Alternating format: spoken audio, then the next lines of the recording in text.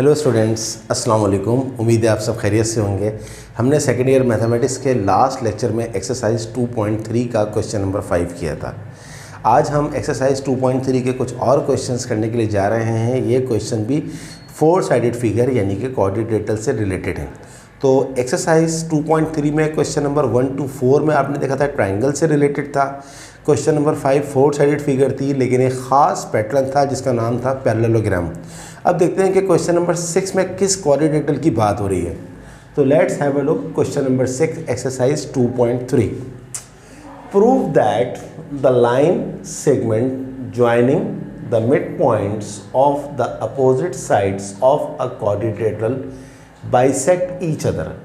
Show also that the line segment joining the midpoints of the diagonals of the quadrilateral is also bisected at the same point. तो student, इस question के अंदर दो requirement हैं, यानी कि यूँ समझ लें दो पार्ट्स हैं। तो हम पहले पहला पार्ट प्रूफ करेंगे और फिर हम दूसरा पार्ट प्रूफ करेंगे। अब देखें, इसमें जो वर्ड लिखा हुआ है क्वेश्चन के अंदर, वो वर्ड लिखा हुआ है क्वाड्रिलेटरल का। क्वाड्रिलेटरल क्या होता है? एक ऐसा 4 साइडेड फिगर जिसके 4 एंगल और 4 साइड्स हों। अब क्वाड्रिलेटरल की तो बहुत सारी टाइप्स होती हैं। क्वाड्रिलेटरल जो होता है वो पैरेललोग्राम भी होता है, वो स्क्वायर भी होता है, वो रोम्बस भी होती है, वो ट्रेपेजियम भी होता है, वो काइट भी होती है, वो पैरेललोग्राम भी होती है, वो रेक्टेंगल भी होता है। बट यहाँ पर किसी स्पेसिफिक क्वाड्रिलेटरल की बात नहीं करी है, जनरल क्वाड्रिलेटरल की बात कर रहे हैं। तो अब जब जनरल क्वाड्रिलेटरल की बात कर रहे हैं तो हम फिर कोई भी स्पेसिफिक डायग्राम नहीं ले सकते, लाइक पैरेललोग्राम या रेक्टेंगल या स्क्वायर एट्सेट्रा एट्सेट्रा हम नहीं ले सकते। हम एक जनरल क्वाड्रिलेटरल बनाएंगे जिसमें ये ये जो जितने भी क्वाड्रिलेटरल की पर्टिकुलर टाइप्स होती हैं, लाइक पैरेललोग्राम वगैरह, उससे हट के क्वाड्रिलेटरल बनाएंगे, जस्ट एक 4 साइडेड फिगर वाला क्वाड्रिलेटरल। तो अब हम बना लेते हैं। देखें, क्वाड्रिलेटरल बनाए या ट्रायंगल बनाए, आप बनाते हैं किसके ऊपर है? एक्स और वाई एक्सिस के ऊपर।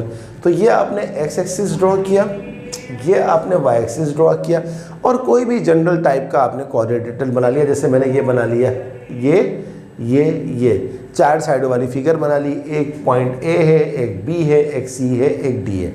अब इसके बाद सबसे इम्पॉर्टेंट चीज़ क्या है? इसके वर्टेसिस के नाम रखना। पहला पॉइंट तो होता ही ओरिजिन के ऊपर है, चाहे वो ट्रायंगल हो, चाहे वो किसी भी टाइप का क्वाड्रिलेटरल हो। अब जब ओरिजिन के ऊपर है तो ए के कोऑर्डिनेट क्या आ गए? 0 0। दूसरा पॉइंट है बी, ये एक्स एक्सिस के ऊपर होता है, इसके कोऑर्डिनेट भी आपको पता है फिक्स हैं, क्या है? A 0।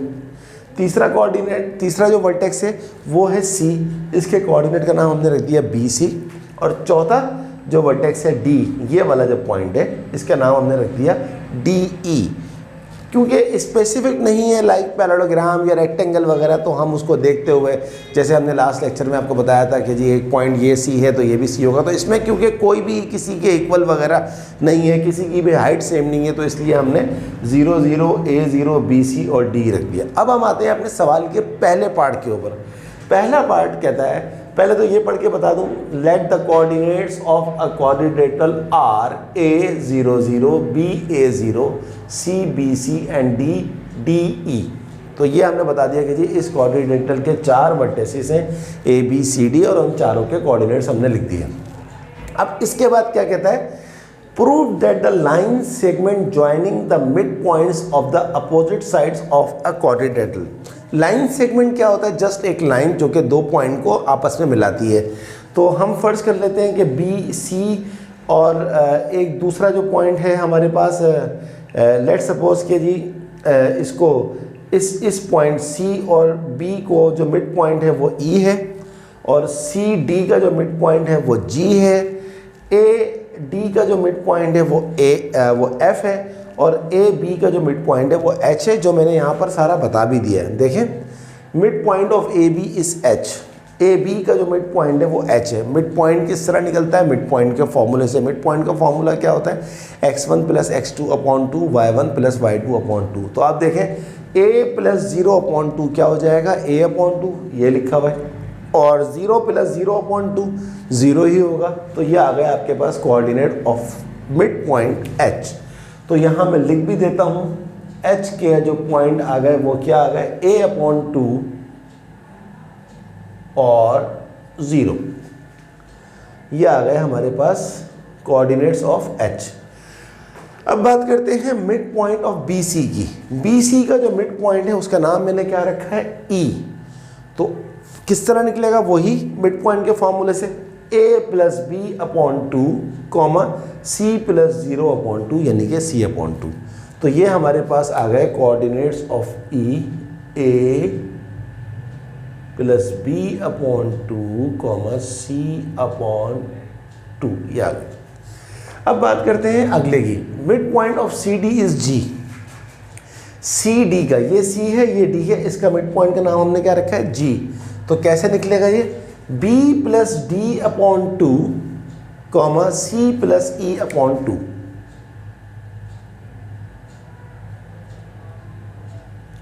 b plus D upon 2 comma C upon 2। तो e के भी हमारे पास, sorry, mid point of B C is e। एक मिनट, ये तो हम निकाल चुके हैं, sorry, mid point of C D is G. तो जी के भी हम कोऑर्डिनेट्स निकाल चुके हैं। क्या निकाल चुके हैं, b plus D upon 2 comma C upon 2, ये भी आ गए। आखिरी क्या बचा, f। Mid point of A D is f। A D का जो मिड पॉइंट है वो f है। तो f के कोऑर्डिनेट्स हम कैसे निकालेंगे, ये देखिए, d प्लस 0 अपॉन 2 यानी कि d upon 2, e plus 0 upon 2 यानी कि e अपॉन 2। तो आपके पास f के कोऑर्डिनेट्स भी आ गए हैं, d upon 2 comma e upon 2। चलिए, सवाल क्या था, सवाल पे दोबारा आ जाए। Prove that the line segment joining the mid points of the opposite sides of a quadrilateral. देखें, ये साइड है और ये साइड है, ये दोनों एक दूसरे के अपोजिट हैं। इन दोनों का मिड पॉइंट क्या है, इसका मिड पॉइंट है ई, इसका मिड पॉइंट है एफ। वो कहता है इन दोनों को मिला दो, ई एफ को मिला दो। तो ये ई एफ क्या है, एक लाइन सेगमेंट है, यानी कि एक लाइन है। इसकी जो अपोजिट साइड है ये है, इसका मिड पॉइंट जी था, इसका मिड पॉइंट एच था। वो कहता है इसको भी मिला दो, जी एच को मिला दो। तो हमने जी एच को भी मिला दिया, ये एक लाइन सेगमेंट है। अब सवाल क्या है, वो कहता है ई एफ और जी एच, ये दोनों लाइंस एक दूसरे को बाइसेक्ट कर रही हैं। बाइसेक्ट का मतलब है इक्वली डिवाइड, यानी कि इस लाइन ने इसको आधा आधा कर दिया। यानी कि अगर ये 10 था तो ये जो लाइन है जी एच की, वो इसको 5 इधर कर रही है। इसी तरह अगर जी एच की जो लाइन है वो फर्ज करें 12 थी तो 6 इधर कर देगा, ई एफ क्या करेगा, इसको 6 इधर कर देगा, 6 इधर कर देगा। और आप जानते हैं बाइसेक्ट का मतलब होता है mid point should be same. यानी कि अगर आप ई एफ का मिड पॉइंट निकालें और जी एच का मिड पॉइंट निकालें तो 100% सेम होना चाहिए। देख लेते हैं। नाउ टेक, अब हम ई ले रहे हैं। ई हमारे पास क्या है, ए plus B upon 2 comma C upon 2। और हम एफ ले रहे हैं। एफ हमारे पास क्या है, डी अपॉन 2 और ई अपॉन 2। अब हम क्या कर रहे हैं, mid point of E F निकाल रहे हैं। ई एफ का मिड पॉइंट कैसे निकलेगा, वही x1 प्लस x2 अपॉन 2। ये देखें, x1 प्लस x2, तो a प्लस बी अपॉन 2 और d अपॉन 2 है, तो 2 दोनों का सेम है तो नीचे आ जाएगा और ये हो जाएगा a plus B plus D upon 2 आ गया। इसी तरह c अपॉन 2 और e अपॉन 2 ऐड करेंगे तो ये हो जाएगा c प्लस e अपॉन 2। तो मैंने एक स्टेप मिस कर दिया है, मैंने शो नहीं किया, मैंने डायरेक्टली ऐड कर लिया। इतना मैथ तो आपको भी आता है स्टूडेंट्स, आप लोग ग्रेड 12 में हैं। तो हमने जब ई एफ का मिड पॉइंट निकाला तो क्या आया, final a plus B plus D upon 2 comma C plus E upon 2। अब हम बात करेंगे mid point of G H. यहाँ लिखा हुआ है देखें, now take the mid point of G. G हमारे पास क्या है, देखिए ये लिखा हुआ जी हमारे पास कहाँ गया जनाब, जी ये लिखा हुआ बी प्लस डी अपॉन 2 और सी अपॉन 2, सही है। और सी प्लस, एक मिनट, सी प्लस ई है, सॉरी ये लिखा हुआ भी है सी प्लस ई है, तो पूरा लिख दूँ यहाँ पर ताकि कोई कन्फ्यूजन ना हो। सी प्लस ई अपॉन 2 यहाँ लिखने की कोई ज़रूरत नहीं है, लेकिन बस शो कर दिया कि जी ये जी है। तो जी के कोऑर्डिनेट्स आपके पास क्या हैं, b प्लस डी अपॉन 2 और c प्लस ई अपॉन 2। और h के कोऑर्डिनेट्स आपके पास क्या हैं, देखिए h के कोऑर्डिनेट्स आपके पास हैं a अपॉन 2 और 0। अब हम इसका मिड पॉइंट निकालेंगे इन दोनों का, तो x1 प्लस x2 अपॉन 2, तो ये हो जाएगा a plus B plus D upon 2 और y1 प्लस y2 अपॉन 2, तो c plus E upon 2 plus 0 ख़त्म हो जाएगा। तो फाइनल क्या बचेगा, mid point of G H is equal to a plus B plus D upon 2 और c प्लस ई अपॉन 2। और ये बात प्रूफ हो गई है। देखिए आप, ये जो पॉइंट, ये जो मिड पॉइंट था ई एफ का था, ये EF के मिड पॉइंट का आंसर है, और ये जो मिड पॉइंट था GH का, ये GH के मिड पॉइंट का आंसर है। अब आप इन दोनों को देखें, ये दोनों 100% सेम है। इसका मतलब है कि यस, ये दोनों EF और GH एक दूसरे को बाइसेक्ट कर रहे हैं। बाइसेक्ट का मतलब है इक्वली डिवाइड कर रहे हैं। इक्वली डिवाइड का मतलब है कि वो एक दूसरे के मिड पॉइंट जो है वो दोनों के बराबर हैं। तो ये हमारा प्रूफ हो गया। This implies that it is proved that the line segment joining the midpoints of the opposite sides of a quadrilateral bisect each other. So this is the first part of question number 6. Now see the second part of this question. Second part क्या है? कहाँ से शुरू हो रहा है? यहाँ से शुरू हो रहा है। Show also that the line segment joining the midpoints of the diagonals of the quadrilateral is also bisect at the same point. Diagonals क्या होते हैं? किसी भी quadrilateral के opposite vertices को मिलाने वाली लाइन। तो अगर आप इसका डायगोनल देखेंगे तो इसका जो डायगोनल है जनाब वो है AC, और इसका जो डायगोनल अगर आप देखेंगे तो वो है जनाब BD। अब वो ये कहता है कि ये दोनों डायगोनल्स जो हैं वो सेम पॉइंट के ऊपर क्या लिखा हुआ है? Diagonals of the mid points of the diagonals, वो जो है वो क्या है? वो सेम पॉइंट के ऊपर बाइसेक्ट कर रहे हैं। सेम पॉइंट कौन सा है? ये वाला पॉइंट। यही आंसर आना चाहिए। क्या मतलब? देखिए, सबसे पहले हम AC का मिड पॉइंट ले लेते हैं। तो A के कोऑर्डिनेट क्या है? 0 0, C के कोऑर्डिनेट क्या है? BC। तो अगर आप मिड पॉइंट निकालेंगे AC का तो क्या हो जाएगा? x1 प्लस x2/2 यानी कि b/2, y1 plus y2/2, 0 plus c, c/2 ही होता है। तो मिड पॉइंट ऑफ AC आ गया b/2 और c/2। अब आप निकालेंगे mid point of BD। B के कोऑर्डिनेट्स क्या हैं? A0, और D के कोऑर्डिनेट्स क्या हैं? DE हैं। अब आप निकालें मिड पॉइंट ऑफ BD तो क्या हो जाएगा? A plus D/2, E/2। Mid point of BD भी आ गया। अब सवाल में वो क्या कहता है? कहता है ये जो आपने डायगोनल्स के मिड पॉइंट निकाले, क्या लिखा हुआ है? ये जो आपने मिड पॉइंट्स निकाले डायगोनल के, एक ये वाला और एक ये वाला, वो कहता है इन दोनों का जब तुम मिड पॉइंट निकालोगे, जब तुम इन दोनों का मिड पॉइंट निकालोगे तो वो यही पॉइंट आना चाहिए। देखिए क्या लिखा हुआ है? Show also that the line segment joining the midpoints of the diagonals of the quadrilateral is also bisect at the same point. Same point का मतलब है ये जो हमारा आंसर आ रहा है, ये वाला, ये जो आंसर आ रहा है, ये आंसर आना चाहिए। तो bisect का मतलब है यानी कि वही बात, इक्वली डिवाइड। इक्वली डिवाइड का मतलब है कि जब हम इन दोनों का मिड पॉइंट निकालेंगे तो यही आंसर आना चाहिए। तो देखें, ये आपने निकाला था मिड पॉइंट ऑफ AC और ये आपने निकाला था मिड पॉइंट ऑफ BD। अब हम AC और BD का एक दफ़ा फिर मिड पॉइंट निकालेंगे। लिखा हुआ भी है, now find the mid points of AC and BD। AC का आपने जो वैल्यू निकाली थी वो क्या निकाली थी? B/2 और C/2।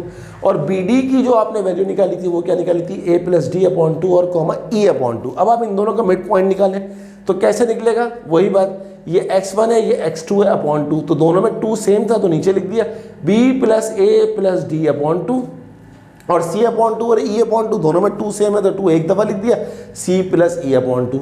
और b पहले लिखा हुआ है, a बाद में लिखा हुआ है, तो a को पहले लिख दीजिए, a plus b plus D/2 और c plus E/2, which is exactly same point के ऊपर बाइसेक्ट कर रहे हैं। देखें, तो ये बात प्रूफ हो गई। This implies that, this shows that the line segment joining the midpoints of the diagonals of the quadrilateral is also bisected at the same point. Proved. So I hope you understand this question. बहुत अच्छा सवाल था, बहुत मज़े का question था। काफ़ी सारी चीज़ें आपको इसमें लर्निंग के लिए मिली हैं। तो इस सवाल को कॉपी करिएगा पहले, फिर इसको बगैर देखे खुद प्रैक्टिस करिएगा, कोऑर्डिनेट्स लीजिएगा, और कोई प्रॉब्लम हो तो काइंडली मुझे ज़रूर बताइएगा। I am ready to help you. जब भी स्टूडेंट मुझे कमेंट करते हैं मैं उनका जवाब देना नहीं भूलता, तो आप कमेंट्स करने में बिल्कुल भी हेजिटेट नहीं करिएगा। इसके साथ साथ आप सारे बच्चों से रिक्वेस्ट है, काइंडली अगर अभी तक आपने मेरे चैनल को सब्सक्राइब नहीं किया उसे ज़रूर सब्सक्राइब करें, मेरी वीडियोस को लाइक करें और अपने तमाम दोस्तों को शेयर करें, और खूब प्रैक्टिस करें मैथ की। तो अगली क्लास तक के लिए अल्लाह हाफ़िज़।